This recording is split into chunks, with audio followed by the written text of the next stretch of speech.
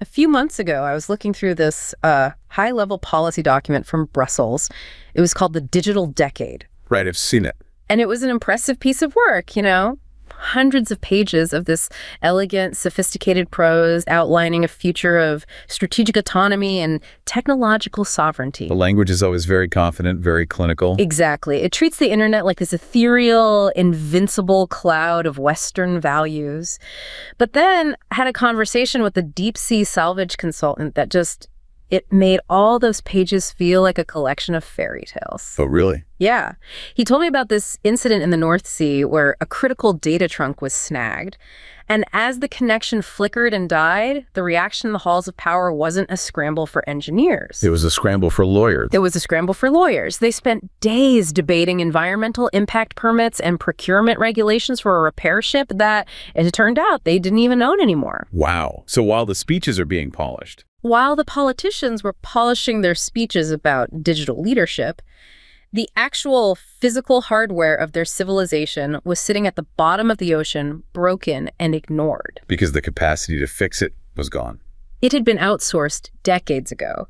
And that immediate disconnect, that gulf between the soaring rhetoric of digital sovereignty and the, pathetic reality of not being able to deploy a single repair crew, It was a revelation. It's not just a technical glitch at that point. No, it's a symptom of something much deeper. We've spent 40 years convinced that the future belongs to the people who write the code and the laws. We thought we had reached this end of history where physical grit didn't matter anymore. But it always matters. Of course it does. As the cables snap and the sensors go dark, we're being forced to face a cold, hard truth. A civilization that loses its grip on the world of steel, salt, and fiber optics doesn't get to dictate the rules of the virtual one. It really makes you wonder. It does. If you can't even protect the nerves of your own empire, are you still an empire? Or are you just a ghost haunting a machine you no longer understand? That narrative, that story you just told, moving from the ethereal policy paper to the painfully tragic reality of a broken cable, it just perfectly sets up the mission for this deep dive. Right. We have to move past all that high-level policy talk, that comfortable rhetoric of the digital decade, and we are going straight to the physical reality. Like the sand, the steel. Exactly. The sand, the steel, and the governance systems that either enable action or, paralyze it. The entire discussion around digital sovereignty is, frankly, meaningless if the foundational infrastructure, the pipes, the wires, is physically vulnerable. And beyond the state's capacity to even manage or repair it. Precisely.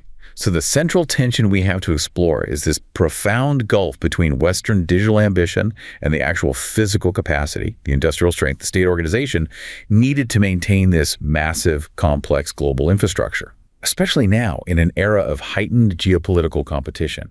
Okay, let's unpack this. It feels like we've been living in a digital abstraction for so long, we were convinced that all the value was just in the software layer. And we completely forgot. We forgot the physical infrastructure is vulnerable and that vulnerability is strategic. Exactly. So our trajectory today will be to dissect that forgetting.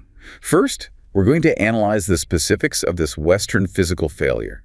We'll look at the dual problems of industrial decay and procedural paralysis. What some political scientists call vitocracy. That's the one. And we'll see how this isn't just an economic issue, it's a security and a sovereignty problem. Then we'll look east. We'll look at the rise of the civilizational state model. And its capacity for strategic execution. And how its whole political philosophy just fundamentally enables physical mastery. Finally, we'll examine Europe's urgent blueprint, this thing called the Eurostec, which is really a desperate last-ditch attempt to rebuild physical sovereignty and industrial capability from the ground up. So this first section forces us to face that cold reality head-on, the erosion of strategic autonomy. We used to think autonomy was guaranteed by, GDP or a superior navy. But the core argument we're seeing here is that strategic autonomy isn't just a legal status or a number on a balance sheet. It's a physical capability. It's a physical capability that the West has systematically outsourced and hollowed out over decades. All in favor of cheaper manufacturing and a service-based economy. Right. And that hollowing out is what turns sovereignty into that polite fiction you mentioned at the start. It does. The ability of a major power to conduct its affairs without being dependent on competitors is directly tied to who can manufacture, install, and, crucially, who can repair its deep-sea network. So if you can't deploy your own engineering assets without calling up a competitor, then you are, by definition, dependent. It doesn't matter what your policy paper says. I think the most powerful illustration of this is the story about David, the strategist. You have to imagine him sitting in a high-level briefing in Washington, looking at this stylized map of the global network. For decades, the assumption was always the same. If a critical choke point failed, the U.S. or its close allies would mobilize and fix it. Of course. That's the standing assumption of power. But during a recent crisis simulation, a terrifying realization occurred. They discovered that if the backbone of the deep sea network failed today, the country simply does not possess the specialized engineering fleet to fix it quickly. So no deep water repair vessels, no proprietary equipment, no trained crews. None of it. And that inability is where the strategic autonomy just crumbles. They realized that their maintenance capacity had been so deeply outsourced that in a genuine, sudden geopolitical crisis, they would be forced to beg for help from the very civilizational states they view as strategic rivals. So the engineering culture, specialized training, the heavy maritime industry, it's all been hollowed out and offshored. Completely. And David's realization that his superpower was living in a digital house it could no longer maintain, that must have been haunting. I can only imagine. It shows that sovereignty isn't just about writing the code. It's about having the physical grit to physically touch and fix the seafloor. It's the ultimate collision between digital rhetoric and analog reality. And that realization is the fundamental consequence of what we call deindustrialization. But we need to define this term carefully. It's not just an economic transition. No, not at all. We're defining deindustrialization here, not merely as shifting from making cars to coding apps, but as a civilization's loss of physical capability. When you choose to outsource the capacity to manufacture, install, and maintain the most critical physical layers of your infrastructure, like deep-sea cables, you forfeit the right to call yourself autonomous.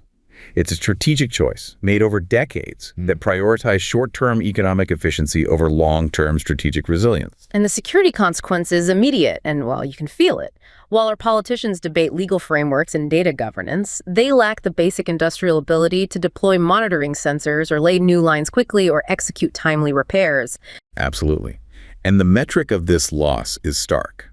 The shift of global subsea cable manufacturing and maintenance dominance from these deindustrialized Western nations to East Asian civilizational states is a definitive marker of a geopolitical power transition. So Europe's local engineering capacity. It's dwindled to what you could call a symbolic or, a boutique level. Right. And this vacuum doesn't just invite hostile action. It ensures that when natural accidents occur, Western society is uniquely incapable of responding without external help. You see this physical loss reflected in the human story, too, in the sort of melancholy of lost industry.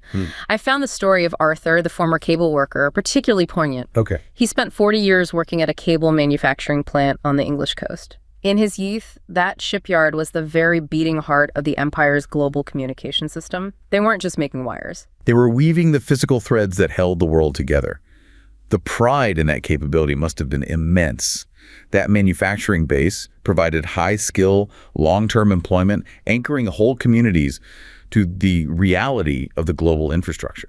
It was the physical economy in its purest form. So now, imagine Arthur today. He's sitting on a rusted pier, looking out at the North Sea, and he sees this massive, gleaming, state-of-the-art cable-laying vessel sailing by, and it's flying a foreign flag, maybe from the east. And it's installing the next generation of high-speed fiber right off his native shore. Right.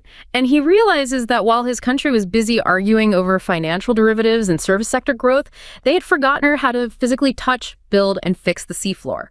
The physicality of power, the craftsmanship that went with it, had just migrated elsewhere. That anecdote just captures the cultural cost of deindustrialization so well.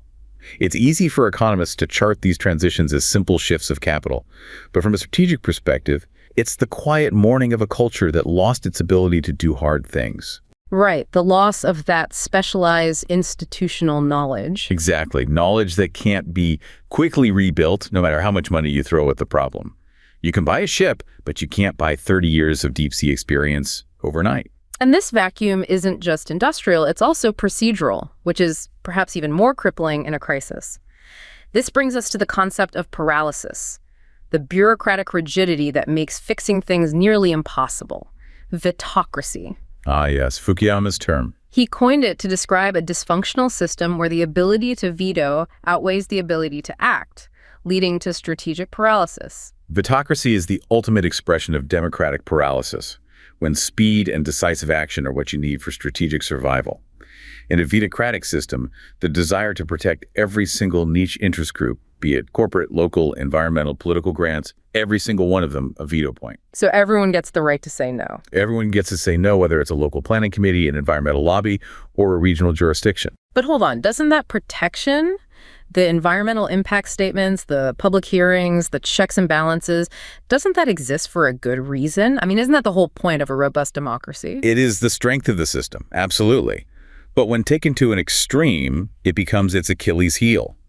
Collectively, the system loses the ability to say yes to crucial strategic survival measures, like quickly fixing a broken internet backbone. Or building essential infrastructure. Like high-voltage transmission lines. Yeah. The system becomes rigid. The success rate of federal legislation in many Western nations has dropped significantly, precisely because the complexity of procedural steps has created too many points where action can be blocked, often by minority interests using those rules to their advantage. And this procedural paralysis had a real-world tragedy for one entrepreneur. I saw this post online from a woman named Clara, a tech entrepreneur in Southern Europe. And her business collapsed. Her entire business collapsed during a 3-month internet outage caused by a severed subsea link.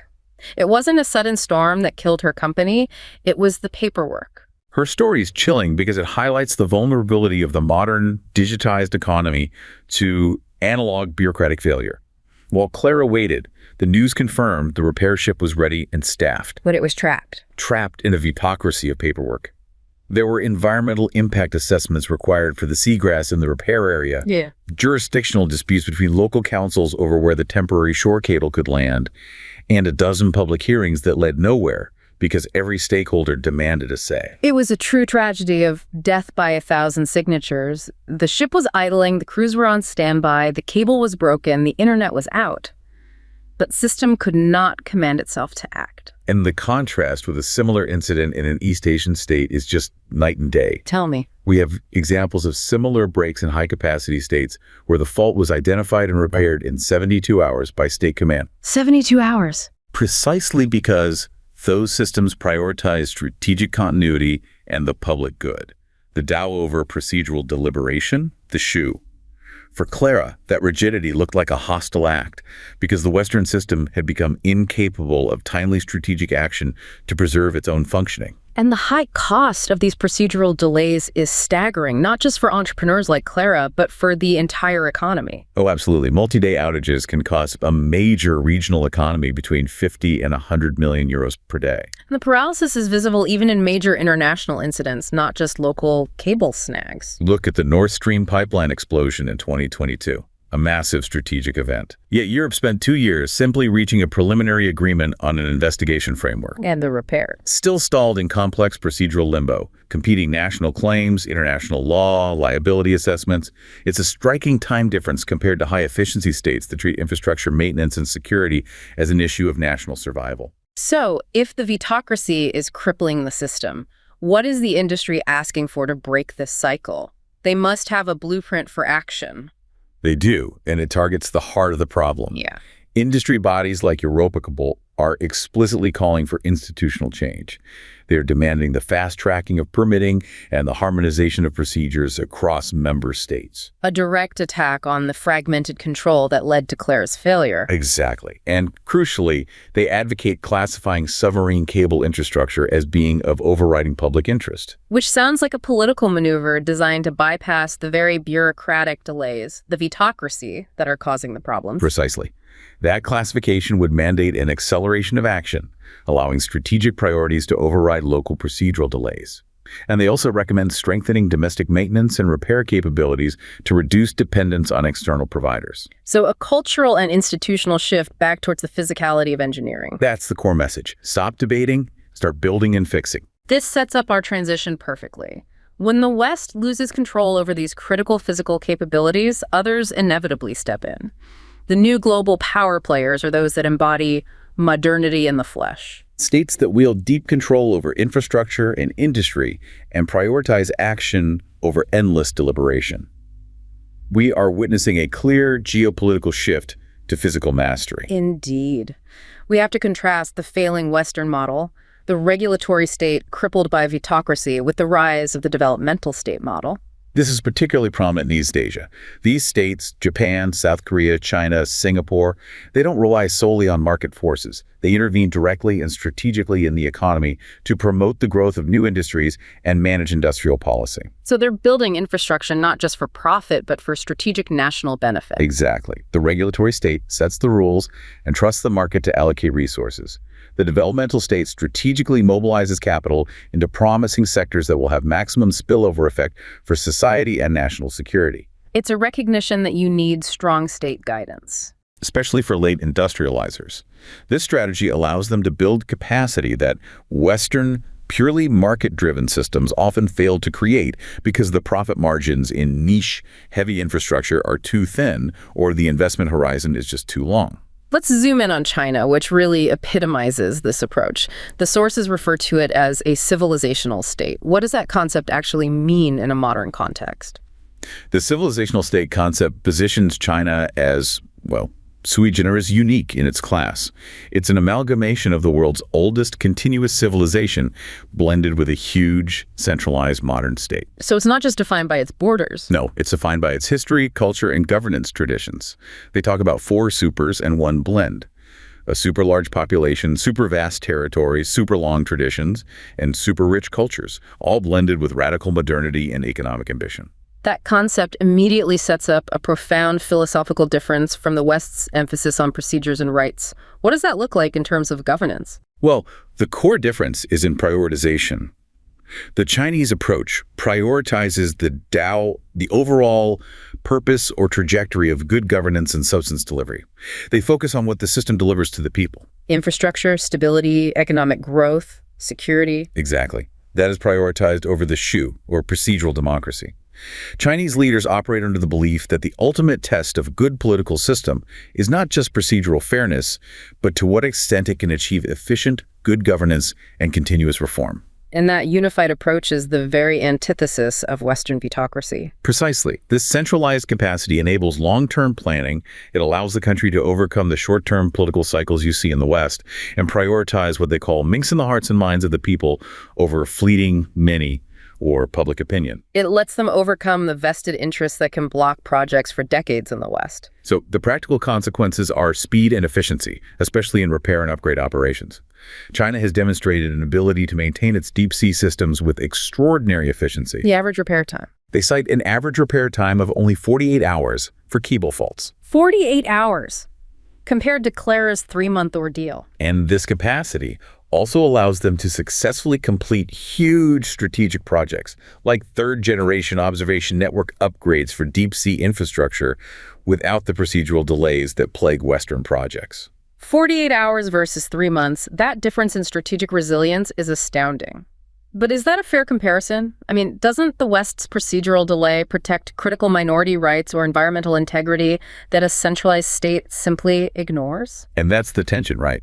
The Western system tries to maximize participation, but the cost is functional efficiency, especially in a crisis. The high-capacity model, by centralizing authority, can cut through those deliberations. They just prioritize execution. They assess the long-term strategic benefit and prioritize execution. This isn't just about throwing money at the problem. It's about institutional agility, the ability to mobilize state-backed fleets, acquire permits immediately, and classify the repair as an overriding national security concern. Something the fragmented Western system is structurally incapable of doing. Exactly.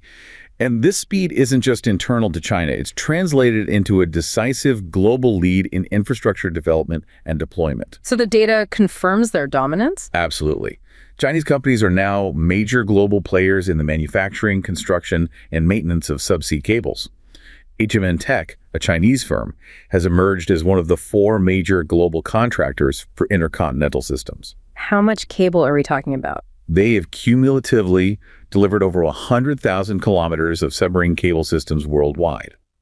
That scale of operation, spanning more than 70 countries, has effectively reduced the cost of global network access and made them indispensable to connectivity in the developing world. So their expansion isn't just commercial, it's a unified strategic project. That's the critical point. This expansion is coordinated under the banner of the Digital Silk Road, DSR. It's designed to establish alternative digital routes and bypass U.S.-aligned choke points and Western-dominated jurisdictional waters. The Peace Cable is a good example of this. A prime example. The Pakistan and East Africa Connecting Europe cable. It links China to Africa and Europe via Pakistan, Djibouti, and Egypt. It's partially built by HMN Tech and is strategically routed to avoid common Western jurisdictional areas. So the Digital Silk Road is a vision of globalization governed not by openness, but by managed interdependence. Exactly. Using infrastructure ownership to assert economic leverage. And their strategy doesn't stop at laying the physical wire. It's about integrating physical control with the digital governance layer, effectively building their own ecosystem from the ground up. That dual strategy is the height of sophistication. Integrating physical infrastructure, the cables, Right. with digital governance, like blockchain. Right, so while the cables dictate how data physically moves and who owns the pipe, Blockchain technology governs how financial data and transactions are validated and recorded. In the Chinese model, state-owned firms operate as both commercial entities and instruments of state strategy at the same time blurring the boundary between enterprise and geopolitics. to serve diplomatic, military, and economic ends. So what exactly is this digital layer that works with the physical cables? It's the blockchain-based service network, or BSN. And critically, unlike the decentralized, unregulated blockchain systems we hear about in the West, the BSN is a state-supported permission blockchain. Backed by state-owned firms like China Mobile and China UnionPay. Correct. It provides a scalable, secure, and regulated infrastructure for smart contracts, supply chain verification, and most importantly, international financial transactions. This model keeps the blockchain advantages like immutability and automation. But allows for centralized government control over who participates and what data is visible. You got it.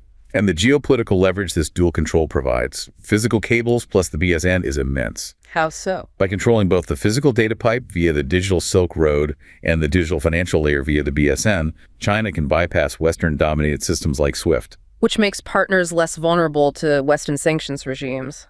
Exactly.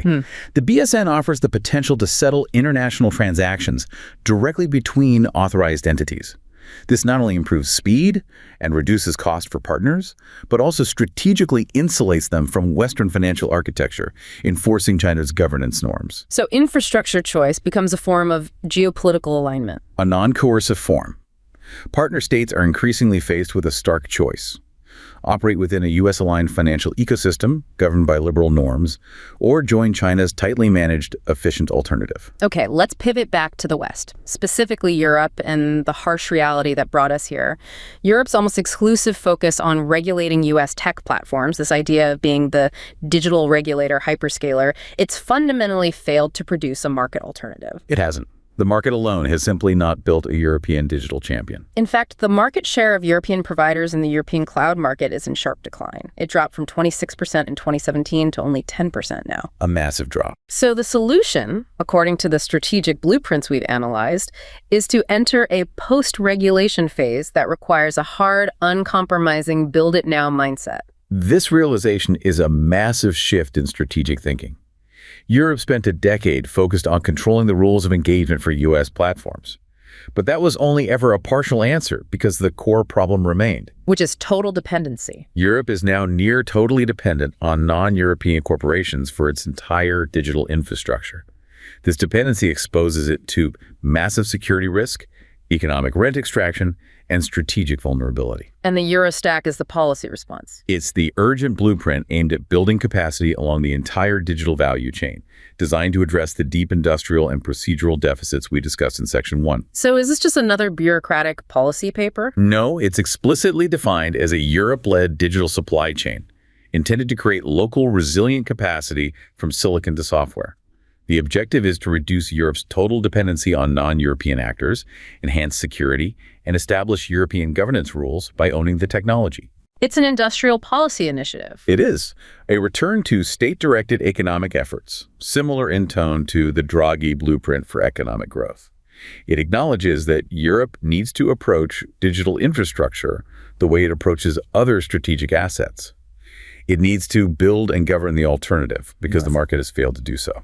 I know it borrows inspiration from the successful India stack model.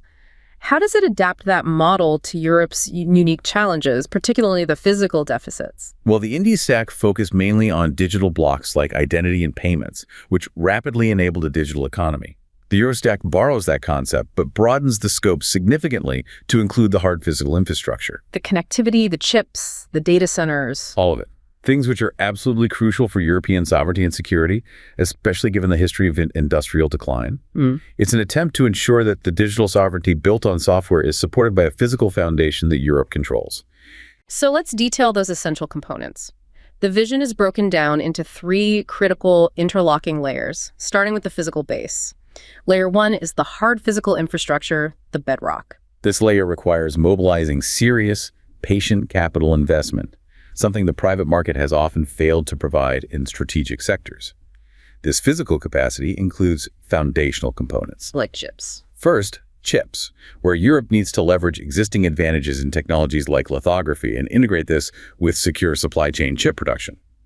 Second, mobilizing investment in commodity data centers, as well as highly decentralized edge cloud solutions. To enhance local processing speed. Right. And third, significantly investing in high-performance computing HPCs. Europe already has some world-leading machines, but it needs to redeploy them from purely academic research towards AI factories for industry use. And the most important piece for our deep dive today, connectivity. How do they plan to address the vulnerability of deep-sea cables? Connectivity is paramount.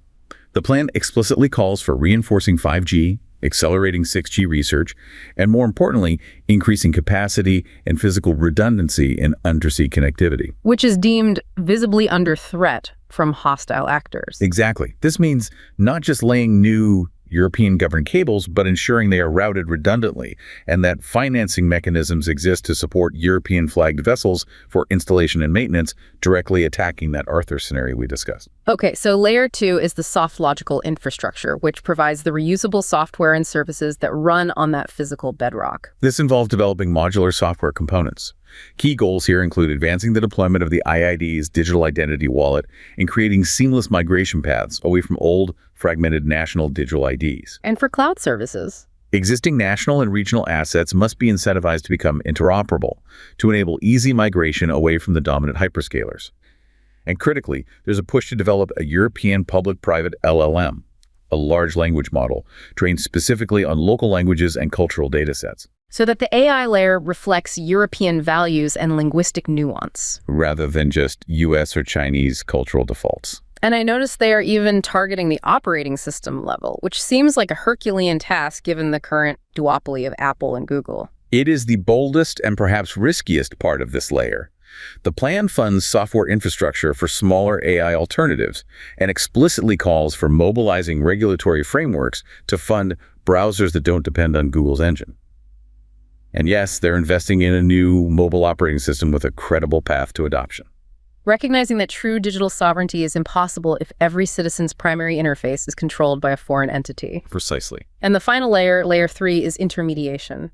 How does this differ from the software layer? Intermediation is about the networks themselves, connecting ecosystem participants to distribute value away from the platform giants that currently capture all the economic rent. It calls for creating stakeholder-governed open transaction networks, or OTNs. Across critical domains like commerce, advertising, and communications. Right. The goal is to set up shared, non-proprietary systems that prevent lock-in to U.S. platforms, distributing value back to ecosystem participants like local businesses and media outlets. So instead of a single platform giant setting the rules, it's a decentralized network that European stakeholders collectively govern. Exactly. Specific goals include an industry-led OTN for general-purpose e-commerce and working with media to establish an advertising OTN that is privacy-preserving and reduces reliance on the Google-Facebook ad duopoly. And they're even looking at social media and app stores. They plan partnerships to deploy infrastructure for next-generation social media and to establish a stakeholder-governed app store with standardized interfaces, once again trying to break the powerful lock-in effects of the existing digital economy. This ambition is necessary, but building it means tackling the procedural paralysis, the vitocracy we spent Section 1 lamenting. What institutional reforms are required to defeat that strategic paralysis and actually implement the Eurostack? Because without fixing the process, this will just be another beautiful policy paper gathering dust. And that is the ultimate test. The blueprint details 4 necessary institutional actions that directly confront Europe's procedural inertia and inefficient spending patterns, recognizing that industrial policy must shift. So first, tackling the fragmentation of demand. Correct. They propose implementing aggressive buy European mandates. This means setting firm rules for public procurement to prioritize European suppliers, especially those offering open solutions, and mandating that provisioning from non-EU suppliers must be explicitly transitory. So using the massive purchasing power of governments to guarantee demand. Which in turn incentivizes private investment. But implementing such mandates is politically difficult, bordering on protectionism, and potentially violates existing trade agreements. It absolutely creates friction. The argument is that strategic resilience outweighs short-term trade liberalization concerns. It's an acknowledgement that if Europe doesn't prioritize its own capacity through procurement, it will never build the scale necessary to compete. It's a calculated risk to force capacity creation. It is. Second, addressing the funding fragmentation and the lack of market impact from research. This is a crucial strategic shift, the Federation focus. It is. Historically, Europe has funded fragmented, low TRL technology readiness level R&D projects that produced almost no market impact. TRL meaning how close a technology is to being a viable commercial product. And low TRL means it's still stuck in the lab. One old cloud infrastructure program was split across 120 projects, dominated by research institutions, with no coordination to build a unified commercial product. So the money went to great research, but never built an actual market-ready competitor. Precisely. The new approach is to identify and federate existing industrial assets into commercially interoperable networks. This means leveraging what already exists, the market operators, the private sector companies, and directing funds to help them interconnect and scale, rather than funding fragmented basic research. Third, and getting back to our opening anecdote, they need to fix that physical maintenance deficit. This is where rhetoric meets reality. They strongly recommend taking concrete steps toward developing a dedicated European maintenance fleet and repair capacity for submarine cable infrastructures. This is fundamental. To reduce dependence on external providers. A key aspect of resilience. And ensuring shorter response times. They call for collaboration between marine maintenance actors and dedicated financing to safeguard and modernize the marine fleet, ensuring the next time a cable snaps in the North Sea, the response is engineers, not lawyers. Finally, there is the issue of inefficient spending. What about the massive amounts of money that have already been allocated but have failed to reverse the trend? There is an urgent need for funding recalibration. The current spending plans under the Digital Decade Initiative have been staggeringly ineffective. Commitments of up to 150 billion euros have failed to reverse Europe's structural decline. And the money went to research institutions, not market operators. Heavily weighted that way, yes. The recommendation is to urgently review and reallocate remaining investments, potentially over 100 billion euros before 2030, toward market-relevant, result-driven projects. The rule of thumb has to be that investments are assigned proportionally to their spillover into marketable products and services. Measured by adoption by commercially active market operators. The time for academic research grants is over. The time for industrial building is now. So, we've taken a complete deep dive, moving from the philosophical rhetoric of strategic autonomy to the physical reality of broken fiber optics on the ocean floor. The takeaway is profound. The rhetoric of digital sovereignty is cheap, but the cost of physical sovereignty is measured in steel, specialized ships, and the institutional capacity to act decisively. It really is. And the West's core dilemma seems to be that the very safeguards built into its democracy, the vitocracy, granting every interest group the power to block, are now crippling its ability to physically defend the foundational infrastructure of its digital civilization. We have to redefine what sovereignty means in the 21st century for you. It's rooted in physical capabilities, industrial capacity, and the state's ability to execute, not just in legal documents or regulatory frameworks. And the Eurostack is Europe's desperate attempt to close that gap. That profound gap between its ideals and its industrial capacity. The current competition is not over who has the best app or the most elegant regulation, but over who defines the rules of the future digital economy by controlling the physical rails of information and capital flow. Whether that's through subsea cables or permission blockchain networks. Yes, and the entire conversation is focused on this conflict between two models: procedural democracy with its vitocracy versus state capacity with its efficiency. I think the profound thought looming over the global digital economy is this: if the speed and efficiency necessary for a crisis-resilient 21st century digital economy can only be delivered by the high-capacity, non-procedural model, a choice starts to emerge. A choice for whom? For the global majority. And that includes Western citizens weary of paralysis. The efficiency of the lifeline might start to look far more appealing than the inherent delays of the regulator, forcing a hard choice between cherished governance principles and just, well, practical function.